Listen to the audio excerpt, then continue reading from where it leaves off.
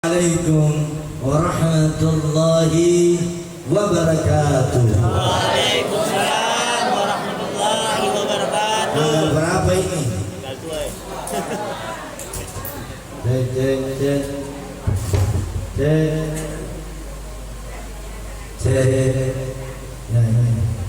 Tanggal berapa ibu? Tanggal 2. Tanggal 24. Tua atau muda? Setiap tanggal tua itu salam selalu ya. Saya rasanya itu tanggal tua atau tahun. Assalamualaikum warahmatullahi wabarakatuh. Waalaikumsalam warahmatullahi wabarakatuh. Hamdan li rabbin khassana bi Muhammadin wa an khassana min dhullatil jahli wad dayajir. Alhamdulillahilladzi hadana bi'abdihi al-mukhtari man da'ana ilaihi bi'idhni wa qad nadana labbaika ya man dallana wa hadana.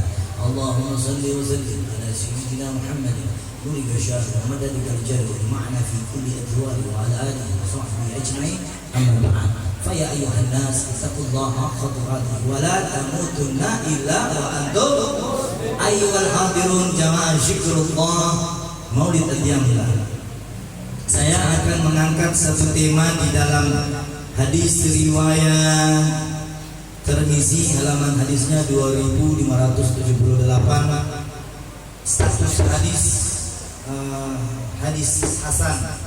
Jadi status hadisnya hadis hasan. Saya akan menyinkronkan dengan kitab yang dikarang oleh Al-Habib Umar bin Hafiz, di mana beliau mengatakan banyak di antara kita berilmu tapi masuk neraka. Berilmu tapi masuk neraka. Kenapa nak berubah ini Pak Imam? Pak Imam, tetap Pak Imam. Berilmu tapi masuk dalam neraka. Siapakah itu di dalam hadis yang disinggung oleh Nabi? Telah bercerita kepada kami Ibnu Ka'ab bin Malik, dari bapaknya dia berkata, aku mendengar dari Nabi Muhammad sallallahu alaihi wasallam bersabda. Apa sabda dari Nabi untuk orang-orang yang berilmu tapi masuk? Kita simak dalam ayat. Barang siapa yang mencari ilmu dengan tujuan, siapa yang cari ilmu dengan tujuan untuk menyaingi ulama, ini kan ada baru dua, menyaingi ulama. Di sini ini hadis sahih. Barang siapa yang menyaingi ulama, cari ilmu satu hadis, dua hadis, baru dia cari ulama, berdebat sama itu ulama. Baru satu hadis, baru dua hadis, baru tiga hadis, berani dibilang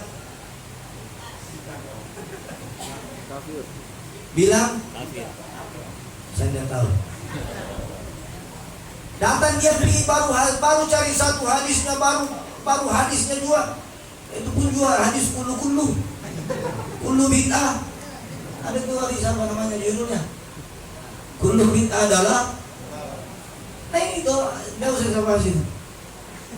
Mencari ilmu dengan tujuan menyaingi ulama, berdebat dengan mereka, atau mempermainkan orang-orang bodoh. Ada ilmunya. Ada dua perkara orang berilmu masuk neraka. Perkara yang pertama, sabda Nabi, jangan kau cari ilmu baru kau mau berdebat di urusan itu. Laknat Allah kepada orang yang berilmu yang suka mencari perdebatan. Ayo orang berdebat, ilmunya debat. Kalau kau mau masuk debat, ya masuk ke caleg, gubernur, ya wali kota. Kalau hadisnya Allah ayatnya Allah, hadis-hadis yang sudah dikarang oleh para salafus saleh dan para ulama kita, tidak usah diperdebatkan. Yang terpenting dan yang utama, ketika kita sudah mendengar hadis, jalankan dengan sebaik-baiknya. Jangan mau bantah-bantah lagi yang sudah ada. Dilarang ditambah, dilarang dikurang. Ada itu orang baca Al-Fatihah, datang aliran apa, baca Al-Fatihah. Al-Fatihah ayat Al-Fatihah 7 ayat yang berulang-ulang.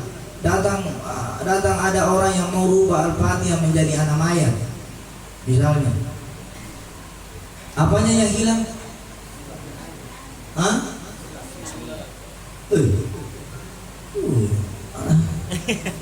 Al-Fatihah ini alhamdulillah. Ada yang tahu alhamdulillah? Hah? Alhamdulillah. Alhamdulillah. Ar-Rahmanir-Rahim. Maliki yaumiddin. Iyyaka na'budu wa iyyaka nasta'in. Ihdinas siratal mustaqim. Siratal ladzina an'amta 'alaihim ghairil waladdallin. Kalau dikurangi ayat 7 jadi apa sih? Sampai di mana sih, Pak? Lah mana Nabi ini? Nasiri tidak baca. Kalau kira-kira Al-Fatihah dikurangi nomor 7-nya, sisa apa yang terakhir? Sesuai nama Majelis Siratal Mustaqim. Semoga kita semua dapat menjempurangi yang namanya Sidratul Muntaha sesuai jalan ihdina. Jadi kalau dapat jalan lurus-lurus, maka lurus-lurus. Apa kata Nabi? Hati-hati ki orang yang berilmu, jangan ki suka salahkan orang lain. Itu yang pertama, perkara yang masuk neraka. Baru hadis 1, 2, 3. Nah, cari ulama, berdebat ulama di mana? Beraninya ini berdebat di Google atau di Facebook atau di WA, berdebat begitu. Ketika ketemu sama itu ulama kan dalam bahasa. Ini namanya Pak Imam. Pak Imam.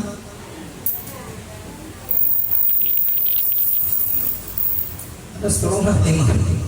Ada stroke Pak Imam. Nabi SAW menyebutkan hadisnya.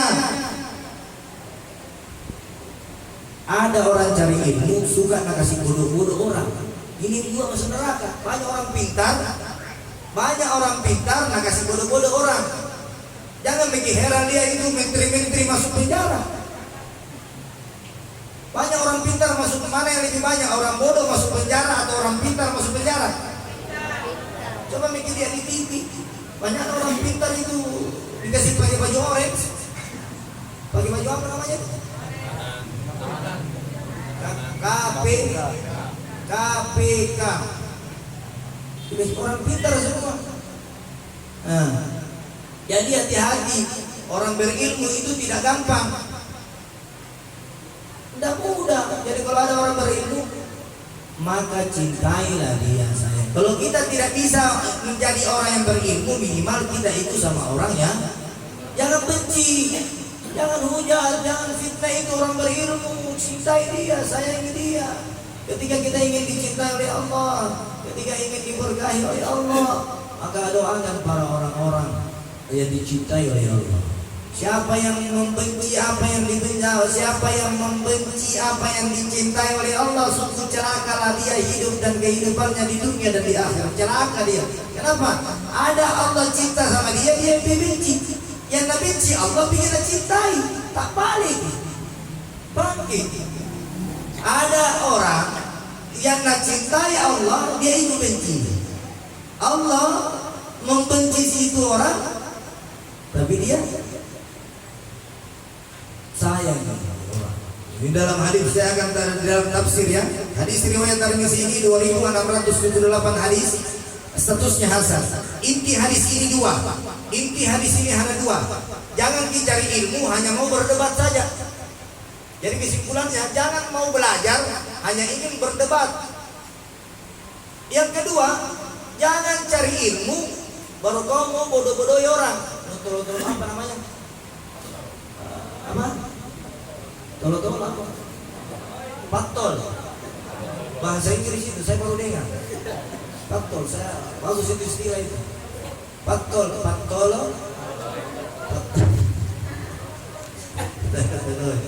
Kesimpulan, Menuntut ilmu menjadi kewajiban setiap muslim, bahwasanya ilmu itu wajib bagi orang yang muslim. Ini kesimpulan hadis. Kesimpulan yang kedua, menuntut ilmu bertujuan mendekatkan diri. Kalau kita belajar mencari ilmu, tujuannya mendekatkan diri kepada Allah. Kalau ada orang berilmu tanpa masuk di neraka, berarti dia bukan mendekatkan diri kepada Allah, tapi menjauhi dirinya kepada Allah. Yang ketiga, siapa yang menuntut ilmu bertujuan untuk menandingi. Itu tadi kesimpulannya. Siapa yang mencari itu untuk mendandingi. Ada itu orang nak tahu tapi pura-pura tidak tahu, nauji, menguji.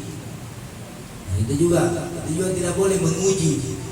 Keempat, setiap menuntut ilmu agar dihormati. Jangan mau cari ilmu. Ada orang cari ilmu, cari gelar SH, MA, profesor, doktor. Tujuannya bukan mau membagi ilmu, tapi mau jadi hormati. Sama kan orang pergi haji, mau jadi cari gelar haji. Bulan-bulan dipanggil Pak. Akhirnya apa? Bukan mabrur, tapi bangkrut. Di sini alhamdulillah calon-calon haji semua. Amin. Insya Allah calon-calon umroh juga. Amin. Tapi selesai di corona. Karena umroh ini dibuka di Indonesia, saya dapat ngomong, saya juga ini tiap tahun harus ada. Umroh ini dibuka nanti bulan April. Baru dibuka 50% saja dulu. Sudah 100%. Nanti bulan September baru dibuka lagi 75%. Nanti masuk Januari 2002 baru 100%. Jadi dibatasi. Jadi 50 dulu, baru 75, baru 25-nya simpan di Januari berikutnya. Jadi kalau orang mau pergi haji, misalnya kotanya Makassar cuma contoh saja 100, misalnya kotanya Makassar menjadi 50 dia bisa pergi. 50-nya nanti di bulan Februari September. Nanti September lagi diambil 50 ya. Diambil 25, baru 25-nya lagi disimpan di Januari. Ya, insya Allah. Yang terakhir, menuntut ilmu dengan mengikhlaskan diri agar dengan ilmu yang kita raih semakin dekat kepada Allah, semakin jauhi jauhi menuntut ilmu untuk dilihat lebih pandai. Jangan bikin belajar baru mau jadi bilang pandai. Begini contohnya ya. Saya kasih di contoh. Ada tuh kita orang menuntut ilmu, kayak ilmu itu orang ada dua macam. Ilmu itu ada dua macam. Ilmu Allah dengan ilmu urusan dunia. Kalau urusan Allah jangan bicara. Banyak orang menuntut ilmu tuh di sana menuntut ilmu. Bagus sana sikirnya di atas gunung, bisa terbang-terbang orang kalau sikir. Yang dia cari bukan sikirnya, terbang-terbangnya. Sikirnya enggak ada. Oh, di sana terbang, di bawah keraing sana terbang-terbang sikir atau apa? Yang nasari terbang-terbangnya. Sudah pulang sini juga, saya bisa terbang. Juga terbang kalau di atas pesawat kok. Ilmu itu bukan ilmu yang dimaksud, ilmu itu bukan ilmu kebal, bukan ilmu hilang, bukan ilmu ini. Yang dimaksud dalam hadis di sini adalah ilmu yang ketika kita ambil itu ilmu bermanfaat untuk diri kita dan juga bermanfaat untuk orang lain, itu ilmu. Tapi kalau ada ilmu bermanfaat untuk diri kita tidak bermanfaat orang lain, jadi dus-dus, bukan ilmu namanya, tatalega, bukan ilmu. Ada itu. Saya ada dulu pernah pisau tuh, ada dua pisau, ada kemudian ada pernah dulu viral itu. Bagaimana ya arti saya itu? Dia pamer dunia ini. Ternyata pisaunya itu pisau bisa meneliti di tangan. Banyak nih orang kebal, tapi kebal itu hanya milik Allah. Kebal, saya mau cari ilmu kebal difitnah, ilmu kebal dihujat. Kan sekarang kalau kita baru gini fitnah loyo apa? Ya, jadi ilmu yang baik untuk diri kita itu baik juga untuk orang lain. Jangan cari ilmu hanya untuk pribadi kita. Kalau ilmu pribadi kita itu, nah di sini kan sudah tahu semua. Siapa yang sudah hafal Al-Fatihah, maka suratul Fatihah atau ummul kitab yang kalian sudah pahami, yang kalian sudah karena membaca Al-Quran itu kan ada 7M. Kalau orang membaca Al-Quran itu ada 7M yang harus diperhatikan. 7M pertama membaca, 7M kedua menterjemah, 7M ketiga meneliti, 7M keempat menghayati, 7M kelima mengamalkan, 7M ke-6 sampai 7 gue lupa ini. Tapi yang jelas tuh ada tuh orang baca saja, tidak menterjemah. Jadi yang nabi Bismillahirrahmanirrahim, nah baca saja, tidak tahu apa artinya.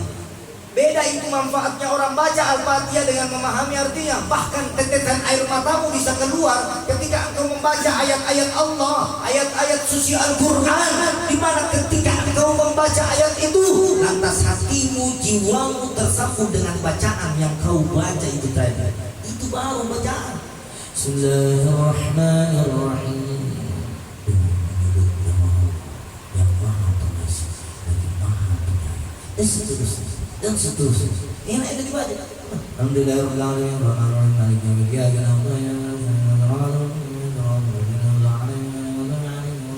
Satu gula-gula dah. Tidak nikmati. Tidak nikmati. Mau enak baca. Sama gitu. Nikmatnya kalau ada orang ahli zikir, ahli makrifat, ahli tasawuf, ahli tarekat, semua ini dia merasakan zikir yang dibaca di dalam qalbunya yang bergerak. Coba la ilaha illallah. Dan jangan diheran-heran kalau ada orang lupa-lupa zikir. Atau la ilaha illallah. Atau aja la ilaha illallah. Dia ikuti irama zikir. Itu tergantung dari penghayatannya. Yang salah itu ada orang tidak zikir tomi, nah salah kan tomi orang zikir yang goyang-goyangan. Yang salah yang tidak berzikir. Ada. Saya pernah ada tarian di mana Bantimurung, ada Ustaz Haji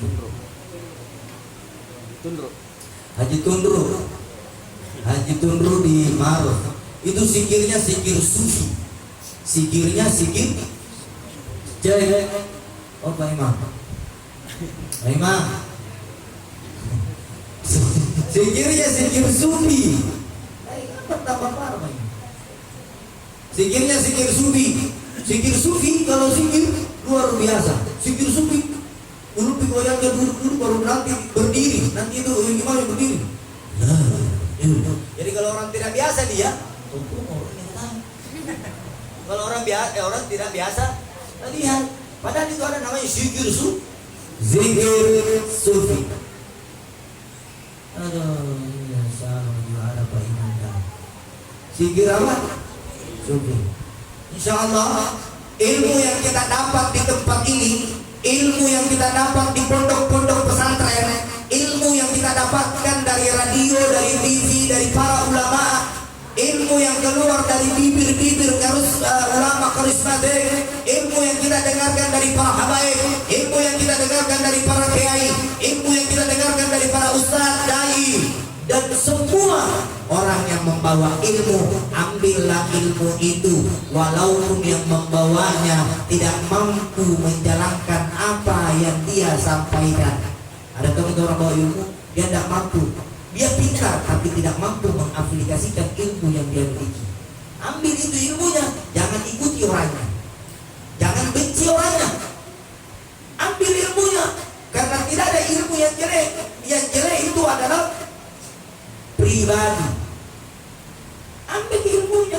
Yang tahu kira ada sana ilmunya. Tidak ada ilmu yang jelek. Yang jelek cara mengamalkannya. Tidak ada ilmu yang tidak baik. Maka perbaiki. Nah, pembahasan yang kedua.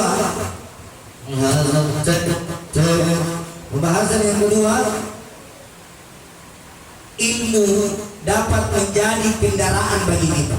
Ilmu dapat menjadi sebab terselamatnya kita di dunia. Ilmu, orang yang berilmu, cahaya tubuhnya hidungnya bersinar bagaikan rembulan di tengah malam. Itu orang berilmu. Dan jangan heran, itu orang berilmu. Ketika kita kita di Makassar berniat sama orang yang kita cintai, misalnya kita cinta wali-walinya Allah, kita cinta para salafus saleh, kita cinta orang yang dicintai oleh Allah, kita cinta sama Nabi. Memang kalau kita ingat, maka dia mendengar apa yang kita sebut. Biar jauh kalau kita kangen sama para ulama, para wali-wali Allah. Wali Allah kita sebut. Ila hadratin al-Imam Syekh Abu Bakar bin Syarif Fahri al-Wujud, ila hadrati Al-Habib Abdullah bin Abi Haddad, ila hadrati yang dihadirkan bukan orangnya tapi ruhnya. Ila hadrati yang dihadirkan apa?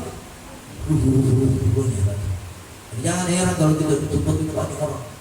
Insya Allah tidak ada orang yang rugi menuntut ilmu, melainkan dia mendapat keselamatan dunia sampai akhirat. Insya Allah semoga kita semua yang duduk di tempat ini, baik diri kita, baik keluarga kita, mudah-mudahan diberikan keistimewaan untuk selalu mendengar nasihat-nasihat ilmu, untuk selalu mencari ilmu, untuk selalu bersemangat dalam mencari ilmu. Kita doakan hafiz-hafiz Quran kita, semoga di Indonesia ini, di Sulawesi Selatan, Kota Makassar semakin banyak hafiz-hafiz Quran. Kita doakan orang-orang ahli zikir kita semoga istiqamah. Semoga kita semua yang senantiasa istiqamah hadir zikir di hari Ahad, di malam Jumat, melainkan semua langkah-langkahnya dari rumah menuju ke tempat ini dihitung oleh Allah bagaikan ribuan berkah yang tak terhitung nilainya. Satu ketika ada malaikat ini tanya, ada yang bertanya sama malaikat pencatat hujan. Ada kisahnya, satu ketika malaikat pencatat hujan ini ditanya, ada berapa tetesan hujan yang turun di muka bumi? Dengan spontan malaikat pencatat hujan ini langsung bilang sekian. Begitu malaikat pencatat hujan ditanya lagi, tahukah engkau ada berapakah orang yang membaca salawat di dunia ini? Malaikat pencatat hujan ini tidak mampu menghitung, karena orang, misalnya kita di sini ada 10-10-nya membaca salawat, berarti pahala ada berapa? Karena ada firman Allah, Innallaha wa malaikatahu. Nah, sekarang kalau kita baca, kalau hitungannya, kalau tetesan hujan jatuh di bumi satu kali dihitung berapa? 1 atau 10? Kalau tetesan hujan jatuh dari langit dihitung 1 atau 10? Kalau bacaan salawat dibaca satu kali dihitung 1 atau 10? Makanya malaikat pencatat hujan itu bingung mencatat berapa pahala yang kalian dapatkan setiap kalian membaca salawat Nabi Muhammad sallallahu alaihi wasallam. Karena pahalanya bukan satu banding. Makanya bingung itu para malaikat menghitung salawat. Ada berapa salawat yang kita baca dari maghrib sampai sudah isya? Ribuan salawat. Malaikat ini pusing. Baru satu tempat, belum tempat lain. Bagaimana nih kalau hujan turun satu tetes, 1 tahun kita hitung. Tapi kalau ada orang baca Allah 1 10, 2 20, 3 30 dan seterusnya. Bingungin malaikat, nggak tahu di mana mau catat.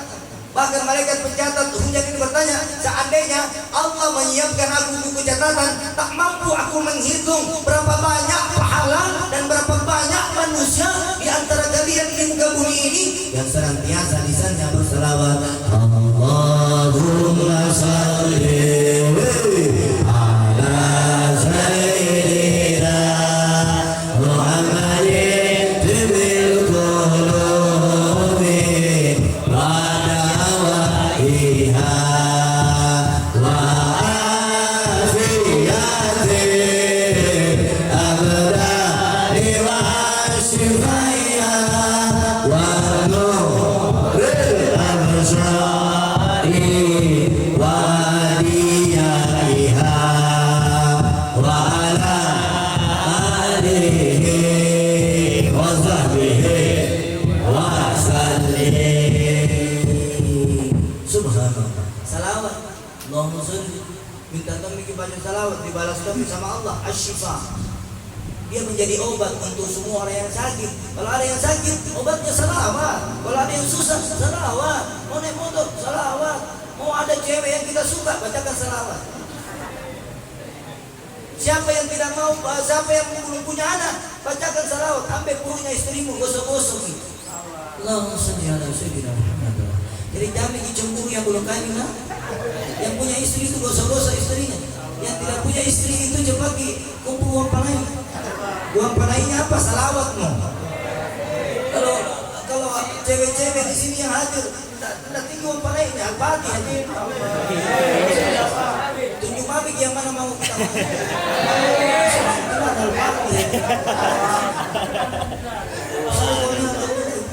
Kalau dari mana? Ini jadi Al-Fatihah. Yang penting jelas Al-Fatihah.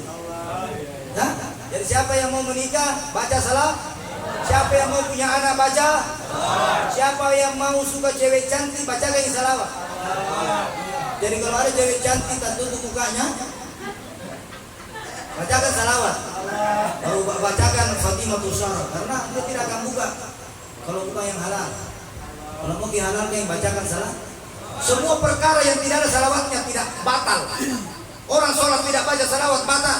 Orang menikah tidak ada salawatnya, batal. Orang yang berdoa tidak membaca salawat, batal doanya. Apapun perkara yang kalian lakukan di muka bumi ini tanpa ada kekasihnya Allah yang kau sebut, An-Nabi Sallallahu Alaihi Wasallam. Kau tidak sebut namanya Nabi, jangan harap doamu mau dikabulkan, saudara. Tidak ada doa yang dikabulkan. Walaupun doamu bengkak-bengkak kakimu sampai 12 jam. Ya Allah, ya Allah, ya Allah, ya Allah, ya Allah, Nabi Allah, siapa. Ini contoh. Sebut nama kekasih. Kalau kita mau pergi di gubernur, apa langsung gubernurnya atau asistennya? Hah? Adakah orang yang bisa langsung mau bikin surat lamaran langsung gubernur kasih? Belum tentu langsung juga sama asistennya, banyak tangan. Begitupun ketika engkau ingin ketemu kepada Allah, jangan engkau menghadap kepada Allah sementara dosa-dosa maksiat yang tidak pernah kau hitung di muka bumi sana. Jangan pernah kau mau ingin ketemu kepada Allah sementara engkau membenci kekasihnya Allah, yaitu baginda Nabi Muhammad Sallallahu Alaihi Wasallam. Sallu ala Nabi Muhammad. Semoga kita semua kelak di yaumil akhirat nanti berada di bawah naungan bendera panji Nabi Muhammad Sallallahu Alaihi Wasallam.